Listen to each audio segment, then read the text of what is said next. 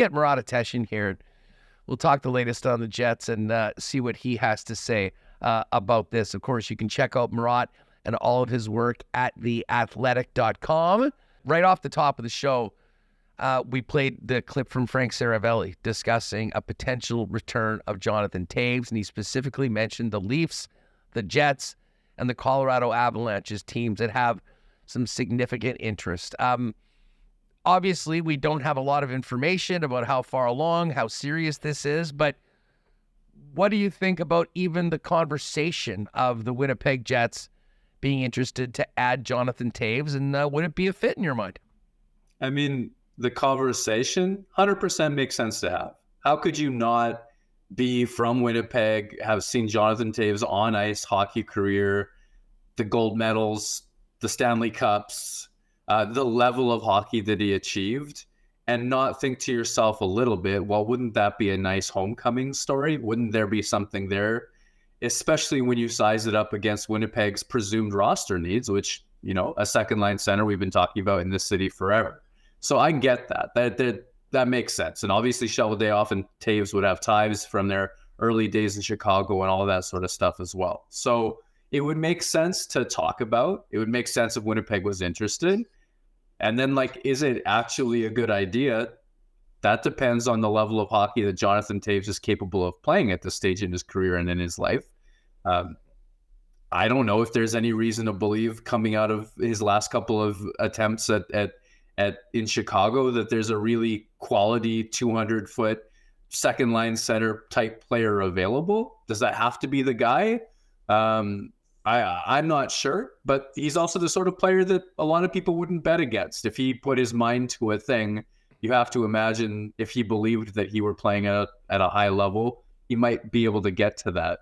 And what if he were just a fourth line center at this stage of his NHL career? Would that still have some value given the cups, the gold medals, and all that sort of stuff?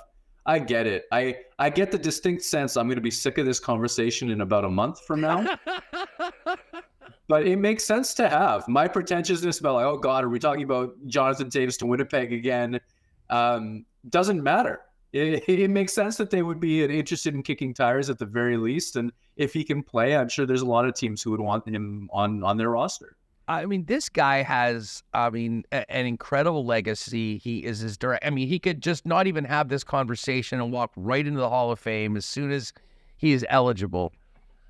I'm not sure that he would be even entertaining the possibility of this if he didn't think that this was something that, he would not just be able to come and be a bit player on a team, but be a guy that could, be a difference maker for a team, whatever the role that he would be in.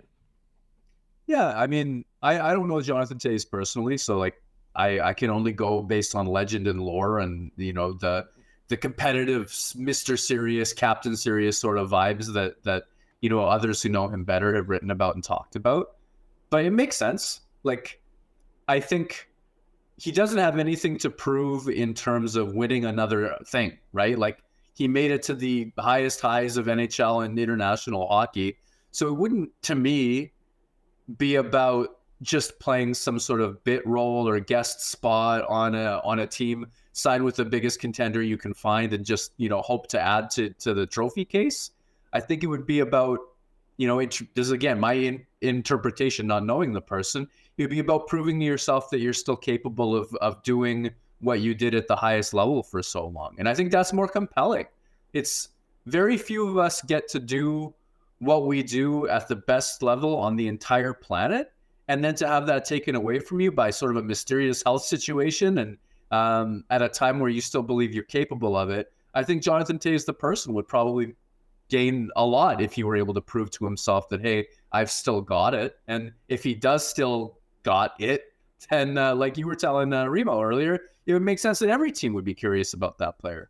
Yeah, it's, look, there's a little bit of romanticism with him being a Winnipeg guy, but considering how long we've been having this conversation about another player that can come in, playoff proven, help you down the middle, if you were getting a rejuvenated, refreshed version of Jonathan Toews that could still come and do just some of what he used to do, That's a guy that can help team win games, especially in the playoffs. And I'm sort of with you. I have a feeling that this is going to be a topic. I mean, certainly as long as there is more reports out that he is skating and really entertaining this, I don't think there's any doubt that the Winnipeg Jets would be right there.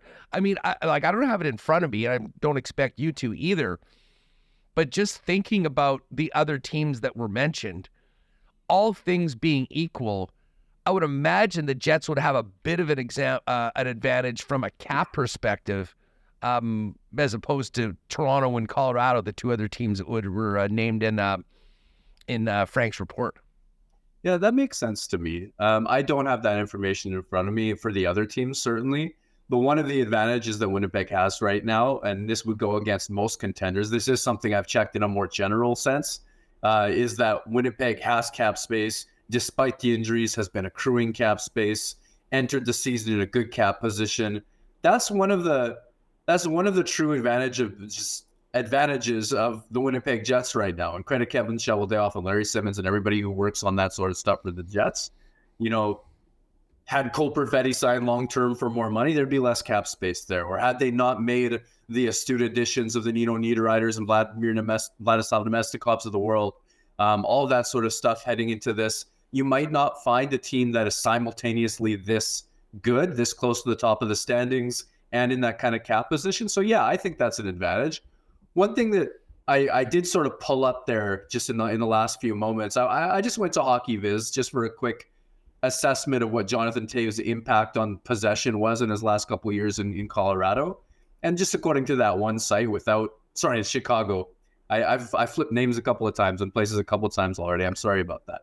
So in Chicago for his last couple of seasons, he's more of a third line or fourth line impact on possession and on scoring chances, according to this one source. So that would be something to sort of taper expectations. But hey, if that's the bar you're talking about, that only makes it more affordable, whether you're the Winnipeg Jets or otherwise. Well, and here's the other thing. I mean, I think we all know that he was dealing with a lot, at the end of his career. I mean, it ended up taking, a step away from the game and then going, just watch, he'll come back, he'll kick ass, he'll look like he's 26 instead of 36, and then every single injured player, a guy that deals with something, is going to spend the summer in India every year on a healing retreat to come back and be bigger and better for the to continue their NHL career.